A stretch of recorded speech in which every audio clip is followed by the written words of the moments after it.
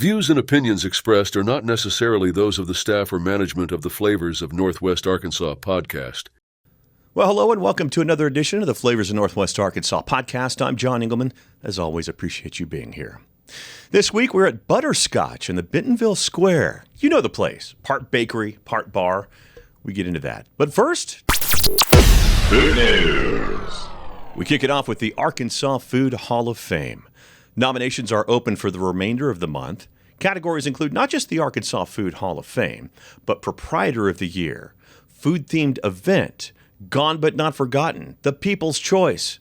You can vote at arcfoodhof.com, or you can find the link on our Instagram or Facebook. Maybe one day Slim Chickens will be in the Arkansas Food Hall of Fame. Their original location on College in Fayetteville is closed, and it had a sign up saying they'd be reopening sometime this summer, but I drove by it yesterday to get a look at it, and the original building had been torn down. I have a message into Slim Chickens to find out more. Cobblestone Farms in Fayetteville announced Monday that you can now reserve your 2025 Spring-Summer CSA share. Interim Executive Director Jordan Lanning explains to us what that means. So a CSA is community-supported agriculture, which is a model of production that allows the community to purchase a share of the farmer's crop. And what exactly comes in a CSA share? It goes through July 23rd, and there are 12 weeks. Each week you receive a fresh box of 7 to 8 veggies that you can enjoy with your family. Pickup locations will be Base Camp Coffee in Fayetteville and Two Friends Bookstore in Bentonville. Arkansas already has the world's shortest St. Patrick's Day parade in Hot Springs, but you may not have known that we have one in NWA. It's the shortest St. Patrick's Day parade here. This year is the second year they're doing it, and it's in downtown Springdale. It starts at the Odd Soul. It ends at Bauhaus Beer Garden. That's 0.2 of a mile, according to my Apple Maps, and it starts at 4 p.m. on March 15th. Fayetteville Spoon Fusion Korea OK Dog on Dixon Street will temporarily close starting today and will reopen on the 24th, according to their social media post. No reason given to the temporary closure. And finally, some sad news. Popular Fayetteville food truck Swag Banh Mi announced yesterday that they'll be closing down in 3 months. Co-owner Nan Pham tells us why. I want to go back to school, and my sisters, they've got jobs out of state. My cousins also got a job out of state, so we don't have anyone to run the shop anymore. The good news is that it may be back. It just won't be them that are running it. We want to make sure it goes to the right buyer, that we can train them and show them like the way we do things here, if that's the case, but we'll see. Sam Gibson is the Director of Operations and Bar Manager of Butterscotch Bakery and Bar in the Bentonville Square. He's been there since he helped concept it with longtime friends and owners Sam and Larissa KcKenzie. He'll tell us why it's a bakery and bar, of course, obviously a very unique pairing. Also, how did they wrangle prime real estate in the Bentonville Square? We'll hear that story as well. We'll talk about the bakery and what Sam wants to see on store shelves nationwide from there. And he makes us an exceptional butterscotch old-fashioned. I can honestly say it's the best old-fashioned that I have ever had. Now, side note, there's a bit of explicit language in this one, so plan accordingly. We're at Butterscotch in Bentonville. That's next. Thanks for being here.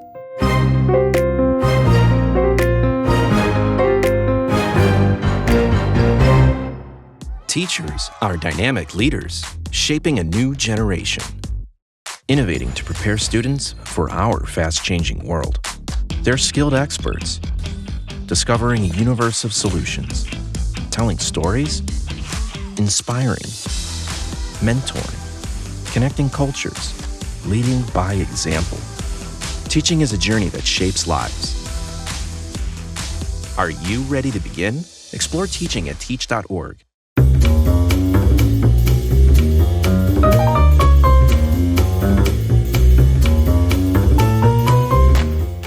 Welcome back to the Flavors of Northwest Arkansas podcast. We are in downtown Bentonville. We're in the square, and we are at Butterscotch Bakery and Bar here, literally right in the square. And we're with Sam Gibson, the bar manager, the bar extraordinaire. Sam, how are you? I'm doing great. Good, man. Thanks for your time today. I appreciate it.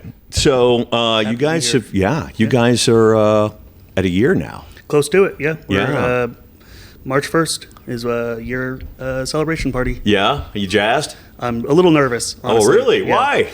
Why? with any small business comes Sure. trials and tribulations, and Gotcha. always nervous about what that next year is going to come. and Sure. bring. That's a great point. Yeah. So you guys are doing a promotion with a raffle for the rest of the month. We are, yeah. One of the things you can win is a Kindle Paperwhite. Okay. A year supply of coffee. Yep. Right. So once a day, come and get a black cup of coffee for free, That's great. and then a $90 cake voucher. So Wow. you can get a custom cake from our head decorator Ellie. Nice. So, and can they do it online, or do they have to come by here to get a raffle ticket? It's all online. $30 purchase gets you one entry into the raffle. That is upstairs or downstairs. Gotcha. Very cool. So let's kick it off a little bit here with your background, because I know you're bar manager here, but man, it takes a long time to get to that in this business. Yeah, I started out in a family whose my dad owned a restaurant. Okay. In Fayetteville, so he's been doing it for most of his career. Which And, one? I always forget the name of it. Uh-oh. It closed in the 90s. Oh, I see. Yeah, Nothing so I'd be familiar with. Yeah, I never went to it. Okay. That was with his first ex-wife. Okay. So. Gotcha. I've never had an opportunity to go. Gotcha. But he did work at James at the Mill there you with Miles James. He was actually his beverage director Okay. at one point. He tells me all the time these stories about late nights getting off work with Miles, and he'd go downstairs and they'd pull a vintage selection of wine. Oh, this Yeah. one scored 100 points on it. Like, let's crack this open. It's There like, you it was go. the best wine I've ever had. Yeah. And nowadays, with my dad's history and everything, being a restaurant owner, being a beverage director, he only drinks boxed wine Okay. because he's like, I don't, what's the point of? I've had some of the best wines in the world. What's the point of spending so much money when I'm just trying to drink some wine? There you go. I get that. I Yeah. get that. It's been a while since I've had it, but every now and again, I've got a buddy of mine that says he likes every now and again to get a boxed dough. Yeah. Maybe like a Bordeaux type thing. Yeah, Right. that's anyway. So, talk to me about you guys, because you've been here from the start, and even before the start. Tell me about you guys getting into the bar/bakery business, because it's kind of unique. Yeah, there's very few analogous like companies in America, right? There was one in New Orleans that shut down recently, so it was a very like interesting pitch when they came to me about it. They said, Larissa is an excellent baker. She went to Brightwater with me. Okay. So that's how I reconnected. I went to high school with Sam. They were talking about this concept, and he said, I did their drinks for their wedding. Okay. I made their cocktails. They said, you did a great job. A lot of what you're doing. You've been doing this a while. 12 years at this point, Okay, I guess. yeah. So, he asked me to consult for him on the bar project, and a year later, now I'm the operations director, and Nice. it's been a interesting journey to really, the hardest job that I've had so far. Yeah. So, speaking to that, we were talking before we turned the microphones on, but how do you get a spot in the Bentonville Square? How did that happen? Yeah, this spot came for sale. His family found out about it through like some back channels, Okay. right? Through their Sure. connections. I think it was somewhere around 2019, 2020. Okay. And they were like, "Well, we got to buy it.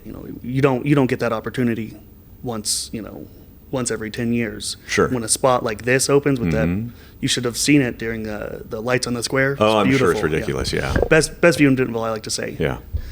And they bought it and started conceptualizing this, and then they brought me on board, and here we are. Yeah. Gosh, I mean, that's what was this before? It was space. Was it the Visit Bentonville people or the? Oh, was it? Yeah, it was. I think they had a couple different offices. Okay. There was right where we're sitting right here was a wall. Okay. At one point. Okay. And just this ceiling up here was already raw and exposed. We painted it black, but So yeah, it was completely different when it was not a restaurant ever. So we had to rezone this entire building. so what all did you all have to do? Because obviously it's a lot different than it was. Yeah, a lot of it was gutting it and then reinforcing the floor so that it could hold, refrigerators and Reinforcing the yeah, floor. right. That was a bit of a shock when our engineer came to us and said, "Oh, this isn't going to hold." Oh, it's an old building too. Yeah, it's an old building, right? But we were ecstatic about the brick walls. That was one of the main things in every single conceptual plan that we had before we did any sort of construction. It always had a focal point of these over 100-year-old brick walls. Amazing. Yeah. Amazing. So you do that. Obviously, there's a lot of paint, a lot of decorating, just a lot. So was this originally like two separate suites, the upstairs and the downstairs, or how was it? They were connected. Okay, Both okay. the staircases, we kept where they are. We have to have two exits Okay. for fire code and ADA regulations. One of the most interesting things that we took out, and we really wanted to keep it, was there was a dumbwaiter between the two floors. No kidding. Yeah, and So for people that don't know what that is, please explain, because I think I know what you're talking about. yeah, a dumbwaiter is, a lot of the times it's made to move plates of food between floors in like hotels, mansions, things like that. This one, I guess, was, I don't know, for files is what maybe they used it for. Okay. And we wanted to use it to move kegs upstairs. Oh. Because I don't know if anybody has lifted a keg before, Yes. but those things weigh like 80, 100 pounds. I Yes. mean, they're not light, which is now mostly, that's about 10% of what I do is move all the alcohol from downstairs to upstairs. Oh. You get your workout in. Yeah, I get my workout in. But unfortunately, it would have been a massive hassle to reinforce that so Okay. it could actually hold that weight. So we had to take that out. That's a shame. That would have been great. It would have been great. It would have been saved my back. Yeah. Would have- well, yeah. don't you have like a bar back or someone that can do it for you? And She's Gotcha. like 5'2". oh, gotcha. Yeah. Okay. So I ask everybody this: what was the final 24 hours like before opening the doors?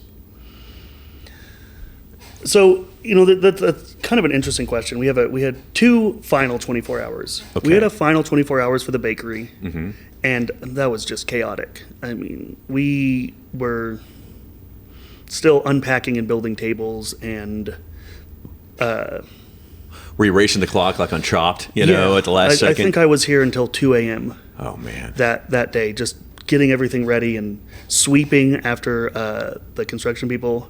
And at that point, this bar wasn't even. I mean, we didn't have any of our equipment upstairs hooked up in the bar. So it was by just a that time. bakery at first. It was becoming a bakery bar. We, one of the main reasons that we kind of held our time on was getting our alcohol permit. Oh, Yeah, our okay. restaurant mixed drink permit. Okay. So was the original idea to obviously have them both at the same time and have one grand opening and away you go? Yes. Okay. Yeah, that was All that right. was the Yeah. plan. But just with, working with bureaucrats took us a couple extra weeks. A lot of red tape.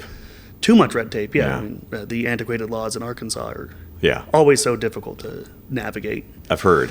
But the 24 hours before opening the bar, I think that was harder. We had been open a little bit, so I didn't have to worry about downstairs. Sure. But So tell me about that. Yeah, because obviously you can't have, as I think, you can't have any alcohol or anything delivered until you have the license. Yep. So it was getting all of my bar crew here. We got our license. I had to drive down to Little Rock, pick it up because I needed to get a photo of it so that I get my orders purchased. Deliveries happen from a few different of our people Thursday, so I have to place that order by Monday. So I had to be down there Monday morning to take a photo to send to, I think Tuesday, I drove down, took a photo, sent it to them, got the orders placed, got that order on Thursday, we opened Friday. But by Wednesday, the tile work was not finished. Oh, down no. Here, so those little black strips. It's great tile. Yeah, it's a beautiful tile. Yeah. Yeah, we had to unpack everything, still building chairs, Oh, no. and also training a bar staff on how to execute a menu. And There is that. yeah, so that was another big portion. Was it was nice to have that extra couple of weeks, but Sure. it's hard to execute training without any sort of product. Yeah, of course. Yeah. So we. So at that point, do you already have a bar menu? I'm assuming you've got to have your specialty drinks and everything else lined up and ready to go. You just got to get it in the door. Yeah, I had been doing research on.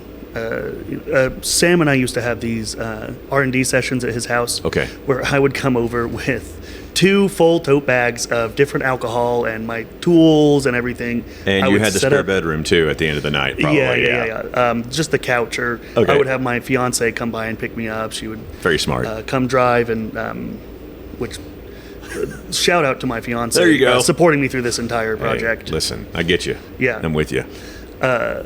And we would, we would spend 8 hours, and I would make them try 15 different iterations of a cocktail that say, is this where it needs to be? I think it's where it is, but what do you think? Yeah. And then during that time, we also were playing a lot of D&D. Okay. So I would have the D&D group come in and try my cocktails. Oh. And a lot of things got tabled from that, but okay. How did the end of those games go? They were good. We had a lot of fun. All right. And I didn't have to run a business at that time, so yeah, I had a lot more time to do D&D, so we could focus on that, hang out. Yeah. So tell me a little bit about what it's been like here for a year. What you guys have learned along the way. I've learned that I need to be here more. Mm-hmm. Right? Like that's the I mean, there are lessons, especially when you have your own place, and it's your elbow grease, it's your bar that you put together. Same with them in the bakery downstairs. There are things that you learn along the way. You're like, so that's how that is. Yeah, I think what this project has taught me the most is how important it is to care for my staff and care for without them, I can't do it all myself. Sure. I would like to. I like to think that I can, but I can't bartend, bar back. I can't run a cafe by myself. Yeah. So a lot of the things have taught me patience and understanding. Sure. And that maybe my standards are a little bit too high sometimes. Sure. And I need to be a little bit more accepting. Sure. Of what goes on. I get it. Yeah. Very nice. Well said. Well done. So what's the goal? Is there a location number 2 in the back burner? Possibly. I know it's only a year in. Yeah. So for this year, I'm buckling down, and I just want to make sure that of course we do this as good as we can. No question. Next year, 2026, I would like to expand more into wholesale. That's one of the things. I have two end goals. Okay. An auxiliary bakery, cafe, potentially maybe an auxiliary bar, but more focus on the bakery and cafe would be nice to see. Okay. Fayetteville could be a good location. Sure. Yeah.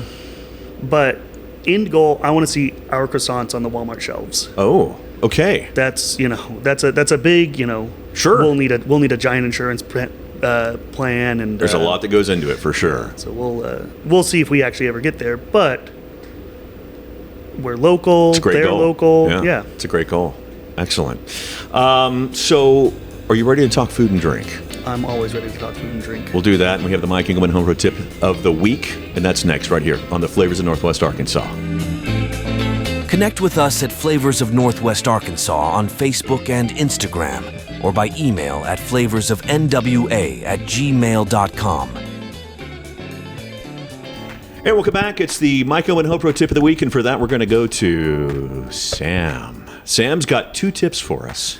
I got a couple of tips for us. Just being a bakery and bar, I wanted to give one about bartending and one about home baking. That's great. We'll start with the bartending tip.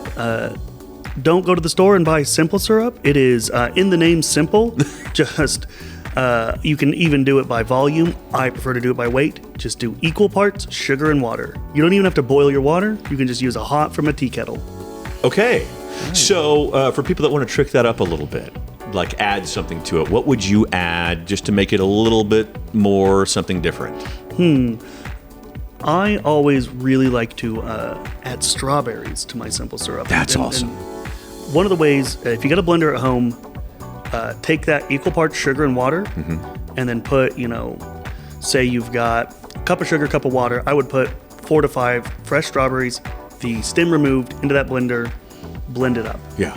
then strain it out. You got yourself a strawberry simple syrup. Makes great mimosas. Ooh. And makes Ooh, yeah, interesting. little strawberry mimosa instead of Love it. Love it, love it, love it. And people just don't know that. yeah. It's Generally it's, you know, speaking. it is.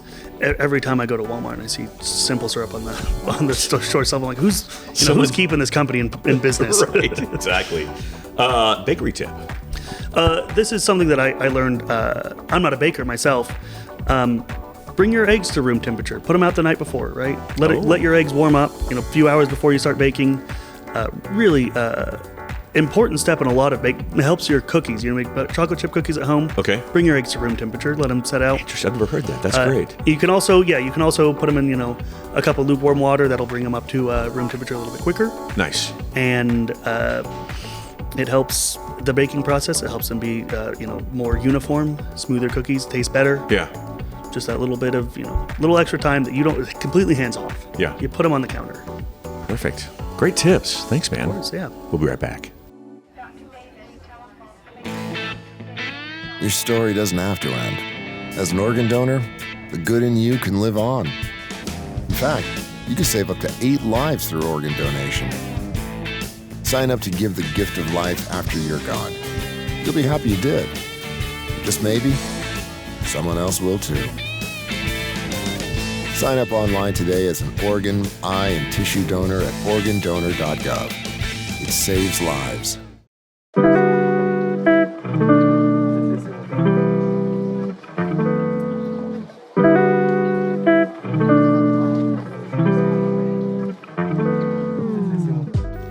Last year, the U.S. averaged 132 organ transplants a day. That's the most ever, and a 3.3% increase from the year previous. The most recent stat I could find for the number of people waiting for a transplant is from December, and that is 104,753 people. Every 10 minutes, someone adds to that list. That's also the most ever. If you haven't already, please get signed up to become an organ donor. Organdonor.gov. You can also get signed up through the health app on your iPhone, or of course declare at your local DMV, Department of Finance if you're in Arkansas, which is what I did a million trillion years ago. Thank you so much. And we are back. Sam Gibson here at the Butterscotch Bar and Bakery. We're going to get into the menus, but before we do that, we're going to toast a masterpiece, if we may. Toast. Cheers, sir. Cheers. We'll get a sip first here. Okay. That is delightful. I know we're going to talk about this here in a second, but since we went ahead and took a sip, please explain to the folks what we just had. Yeah, you've got the Butterscotch Old Fashioned sitting in front of you. Yes, I do. That is can I say a riff on a classic? Yes. Right? Yes. It is a monkey shoulder blended Scotch whiskey. Okay. Butterscotch syrup, which is a personal recipe. Molasses bitters and Angostura orange bitters. And then the garnish is a bruleed banana. That's really good. That is Thank you, really good. I appreciate that. How'd you come up with that? Trial and error. say? Okay. Yeah, Oh, yeah. trial and error, right? Okay. All right. I was told the name of this business when I started consulting. And of course I had to have a cocktail that was, encapsulated what it is, right? It is a bakery and bar. Yeah. When you're making cocktails for a menu, you start with a name or you start with a concept, and then sometimes you can Mr. Potato Head it from whatever ingredients you want to go, build it into a format, and that's what I did here. Okay. I had a name which was Butterscotch Bakery and Bar, Yeah. and I wanted a cocktail that would be always good on my menu. Yeah. So I was like, I need to make it a Scotch cocktail. It's kind of like an anchor cocktail for the bar. Yes, yeah. It has not been it's not been changed. It has not been removed from the menu. Yeah. It'll always be on our menu. Gotcha. So it'll be the heritage drink yeah. of the bar, basically. Yeah. Awesome. At some point, I'd like to enter this cocktail into maybe a competition. Something national. Yeah. I think I think it's good. Yeah, I think it's great. It's really smooth. I appreciate that. Really smooth. And that comes from that blended Scotch, right? It's Monkey Shoulder was made for bartenders to mix with. That was kind of the concept of it. Okay. And then it also that butterscotch syrup. Yeah. Really, it's a little bit sweeter, but heavy sugars go with dark spirits, right? That's kind of the dark sugars, dark spirits like But it's not knock you on your butt sweet like No. a lot of old fashions can tend to be at times. Well, I mean, if you're making an old fashioned that's incredibly sweet, you're making an old fashioned wrong. Probably. Yeah. Yeah. They are spirit forward cocktails, just by nature. This one is sweeter than my personal recipe for old fashions Okay. are. Okay. But it does so in a good, palatable way. Yeah. It, Keep talking. I get a lot of people that come in and say, "Oh, I'd never have an old fashioned. I hate old fashions." Yeah. And I say, "Well, try this one. If you don't like it, I'll make you something new." Well, here's the thing. I'm not a huge old fashioned fan. I can count on both hands the number of old fashions I've had in my life. Seriously. No. And this, I'd have again without a blink of an eye. I'm happy to add that to your list of Yeah. favorite cocktails. this'll You know? Yeah, it's really good. It's really good. And it's that's nice to have, right? It's you get into this pattern of making cocktails that are only good for you. I like spirit forward bitter cocktails. That's I drink a lot of Boulevardiers, a lot of Negronis when I'm out drinking. Yeah. I do drink a lot of daiquiris too. Okay. I get. Hey, man. I'm with you. When making a cocktail for a menu like this, you have to make sure that it is a cocktail that everybody can enjoy. And I think that this is really encapsulates that. Like, there are very few people that can't enjoy this cocktail. Yeah.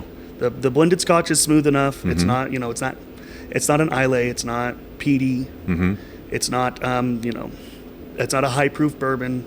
So it's not too spirit forward. It's not going to knock on your butt. No. Yeah. It's really smooth. It's really smooth. I like it. Cheers. Well, cheers. Yeah, we'll do another cheers. Why not? Right? Here's to you.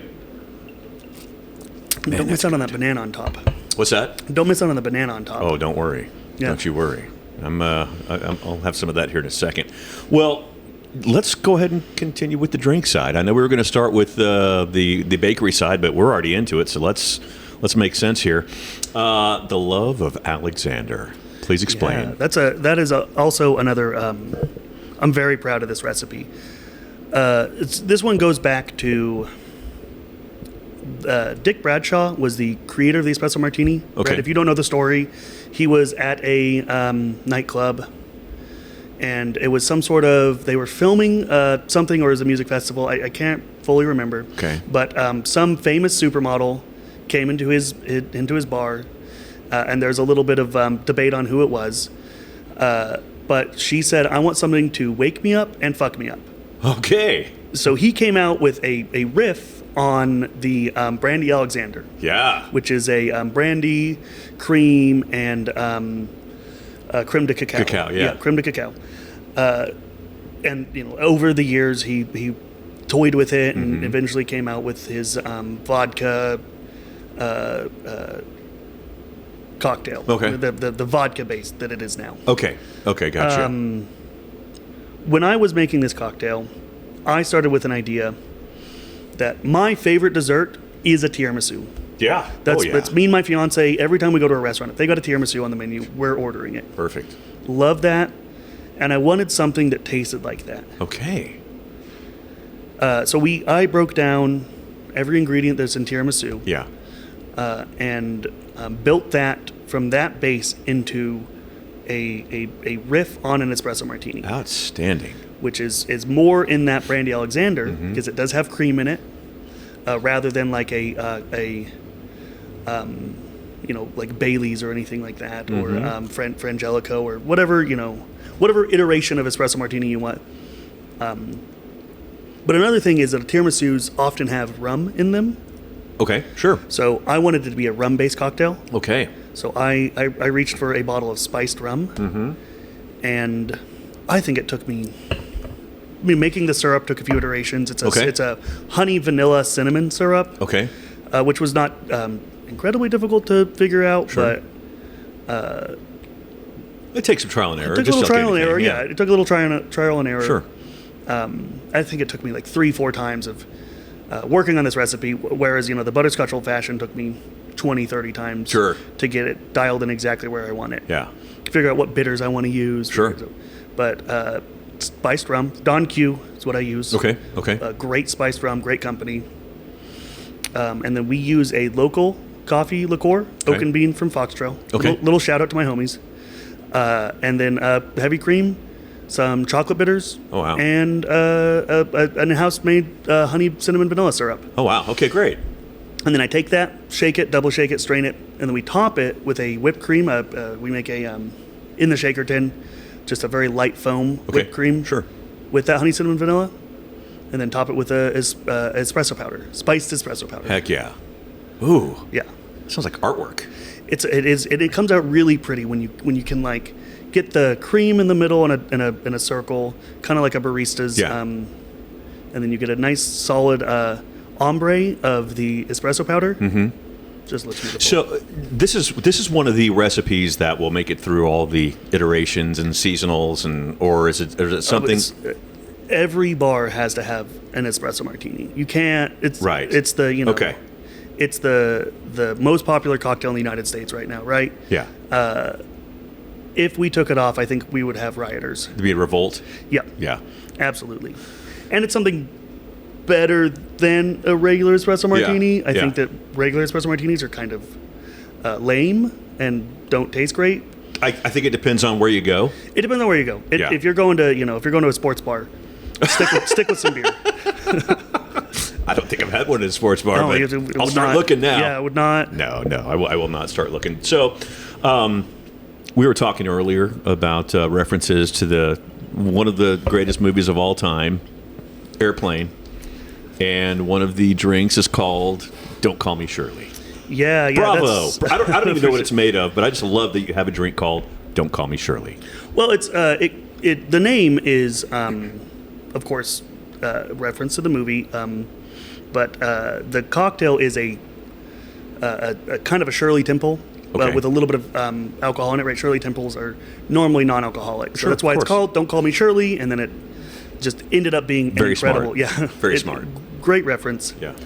But what gave me the idea for the reference, October last year, I took my bar crew for education to Portland Cocktail Week. Oh, wow. Yeah, and on the flight back, we were exhausted. I mean, these cocktail conferences, you'll get up at 9 a.m. to go to classes at 10, and then you'll stay up until 3 a.m. Of course. Partying with all these brands. And by the time we got back on the trip from Chicago, we were all hungover and had partied too much. Yeah. And, needed sleep and water. Yeah, I had been herding cats all week, so I was tired. And we were sitting in this airport terminal in San Diego, which was like this little auxiliary terminal. It was weird. There was it was kind of a liminal space, right? Okay. Like it just didn't exist anywhere but there. Okay. And we were sitting on the ground of benches watching airplanes. just tired and just matter of fact. Yeah. And it was, it's a great movie. Love it. Love the movie. Love the movie. Perfect. And my bartender came to me with this recipe. I was like, well, I know exactly what I'm naming this. Yeah. Like, I know exactly what it needs. She's like, I don't know a name. I can't figure it out. Like, I'm trying to think of it. I was like, nah, I've got you. Don't worry. It's already done. That's brilliant. Brilliant name. And then, of course, you got a couple of others, Pulp Free Fiction and Lovely to See You. And there's, by the way, there's several more, but those are the ones. I saw the movie references and got to grab onto those. Yeah. I like to make sub-themes on my menus. We were talking... For sure. We were talking before the podcast about our first menu, which was love-themed, right? It was spring. It certainly was. Spring and revitalization. Sure. One of our cocktails was rhubarb for your pleasure. We had... So every time we release a menu, I always like to add a little bit of a sub-theme into the names. It's great. Number one, it makes it a little easier for me. I'll never say that I'm the best at naming cocktails. I'll never, because looks plenty good to me. It's my bartender's come up with a lot of the names for me. It's great.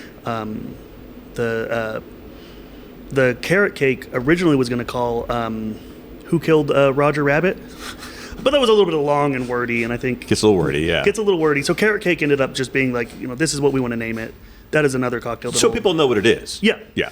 It gives that like modern look on like what can we make gastronomically taste like something else. Sure. So in modernist cuisine, a lot of the times the goal is to like, and this was kind of what Ferran Adria did when he opened up El Bulli. I was like, how can I make this thing, clear noodles taste like a full soup, or things like that. Okay. So that was my goal with the carrot cake, was to, like, how can I make this alcoholic cocktail taste like carrot cake? And it really does. It's a little bready. It's got that. It was much simpler than I was expecting it to be. It's great. It's good. I want to jump back to getting down to the actual bakery part. Yeah. Because from what I understand, this whole concept started because of a cake Larissa made. Yeah. Larissa is an incredibly talented baker, and she is also an incredibly talented cake decorator. And her husband, saw that capacity in her and wanted to help her open a business to put those skills at the forefront. And that's really what we do, is we showcase our talents and the talents of the people that make this concept as much as possible. Sure, of course. Every section of the business has input from everybody making all the menus. None of this is that's great. All one person. She had taken that original cake and turned it into a food truck, Larissa's Little Bakery. Okay, yeah. Which is now the Witching Hour. Yeah. Which is great food truck. Yeah, for sure. That's they sold it to them. They opened up that so that they could. I did not know that's what the Witching Hour was previous. That's great. A little backstory on the Witching Hour too. Just a little Bentonville history there. We're all tied together. Yeah, it's great. So we started doing this project mid-COVID, mid to end COVID. Yeah. But that was by the time that you kind of saw the light at the end of the tunnel at that point. Okay, so you could. You could see we're figuring this out. Regulations or lockdowns are starting to slow down. Soften a little bit, yeah. Yeah, the world's going to go back to quote unquote normal. Because there are some places that opened like a month into COVID, and you're just like, what do you do? And how can you plan? Yeah, I've got some friends that are got to hang on. They opened a business in the middle of it and they had to shut down, unfortunately. Yeah. So that was almost impossible to avoid at that point. Right. You can't run a year. So you guys basically during that time just basically did a lot of planning and once we start seeing some sunlight, giddy up. Yeah, and I was telling you about the cocktail creation that I did with them and all of that. That was not all that I did over there. I mean, it was a lot of. They had never opened a full restaurant before. Okay. I've done this a few times. Gotcha. So I was giving them a lot of advice and saying we need to, that's like a good idea, but we need to do it this way because that's how restaurants work. For sure. And even getting the restaurant mixed drink permit was really easy. Yeah. Well, I don't know if you know how much the regulations in Arkansas are for who gets restaurant mixed drink permits or who gets a private club permit. Okay. But it is just it's a. Is this back to the term antiquated that you mentioned earlier? Yeah. Okay. I mean, it really is like. Yeah. You can't have a bar without a kitchen and have a restaurant mixed drink permit. You have to have a kitchen, and one of the things that you have to have is full and complete meals, which there's no definition of what a full and complete meal is. Okay. So it just was a lot of fighting it back and forth with getting a lawyer involved and going to the state and figuring out what they meant by that, and then getting pushback on our permit application process, which we have full and complete meals. We have a kitchen. Yeah. It's a modest sized bakery kitchen. It is what it is. It's a kitchen nonetheless. Yeah, we make food. Yeah, for sure. Interesting. And when you walk in, for those that haven't, it's like a bakery window. It's like right when you walk into the left. So I think that always constantly would change as far as what's in there.